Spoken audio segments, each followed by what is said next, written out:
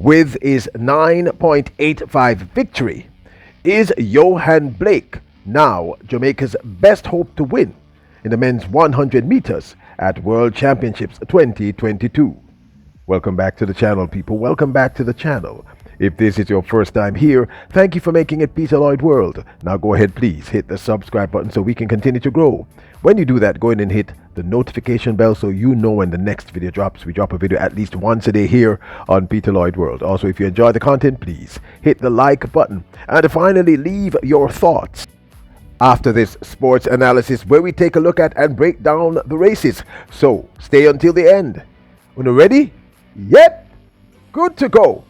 Yohan Blake shocked many last night when he stormed to victory in the finals of the men's 100 meters, running a remarkable 9.85 to beat Akeem Blake and the crowd favorite and statistical favorite Oblique Seville. Now, this 9.85 is actually Yohan Blake's fastest time since 2012, a remarkable 10 years ago. So, is the beast back? We at Peter Lloyd World have been saying this since he did his first 200-meter opener earlier in the season. Now, last night's race was remarkable, and Blake's experience, we believe, is one of the primary reasons why he won.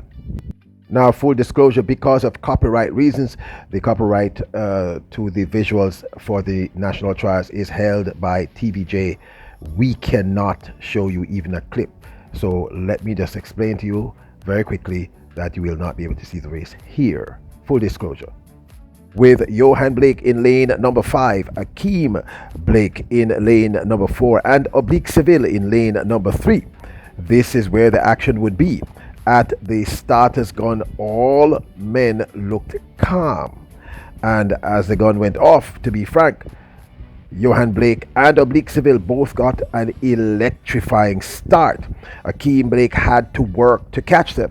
By the 30-meter mark, the race was clearly between Yohan Blake and Oblique Seville, with Akeem Blake closing fast. In the end, it was Blake's experience, we believe, and superior speed that got him the win in that remarkable 9.85, with, of course, Oblique Seville running 9.88 and Akeem Blake running that 9.93. Extremely impressive times, if you ask me. Now, we here at Peter Lloyd World have been saying, as we stated for quite some time, that the beast was definitely back. In his first international run, which he executed in the Netherlands, he won the men's 100 meters comfortably in a time of 10.11. Now, we concede that he did not break that 10-second barrier, but we also stated that he was clearly getting closer and closer and heading towards that sub-10 run.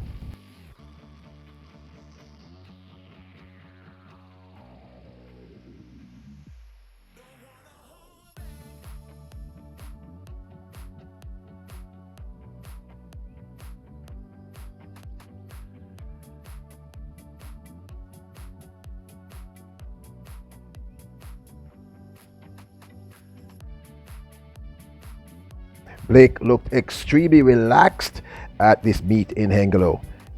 You could see that at the starting line, and he put together a brilliant run, which we stated in our previous video on this win. It was evident to us that Blake was getting back into form. Gone were scars of his previous injury. It was evident that at some point, the Blake that we remembered from 2012 would be back, and we basically stated as much.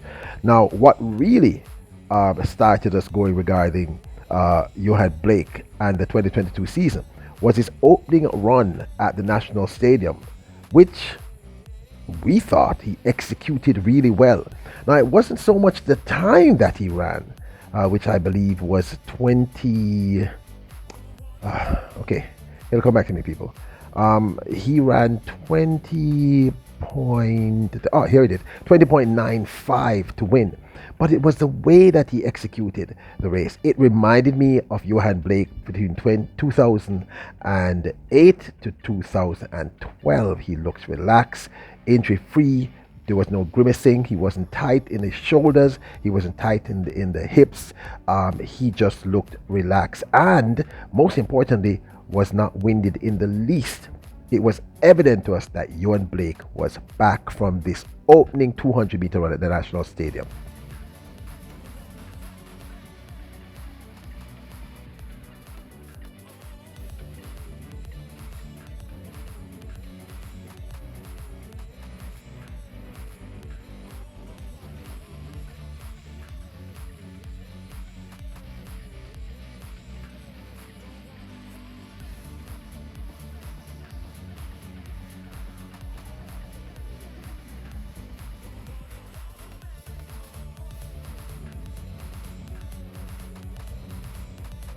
Now, Blake won in a time of 20.95 with Diet coming.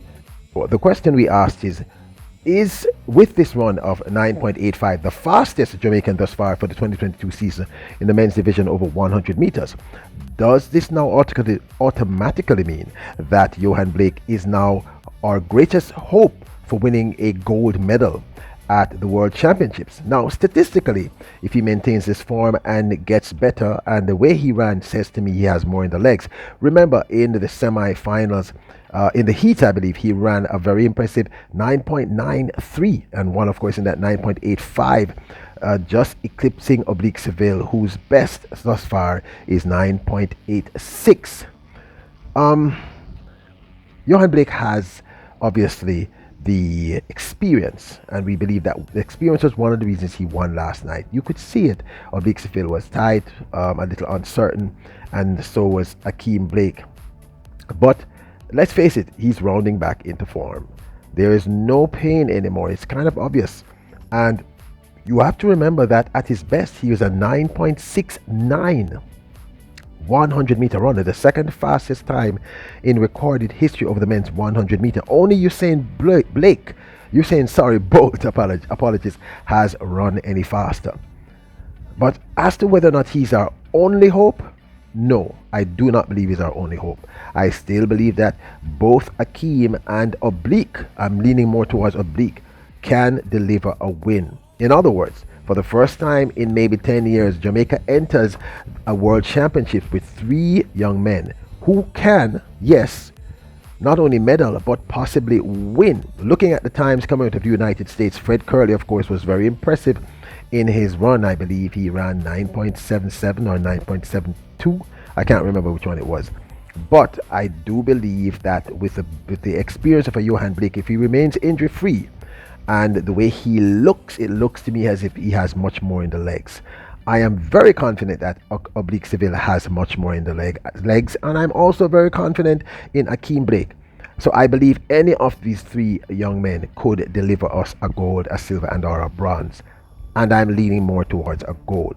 But because of his experience with big events and understanding how to manage his rounds, I think a little better than the youngsters, he probably has the edge in terms of just the stats and the numbers.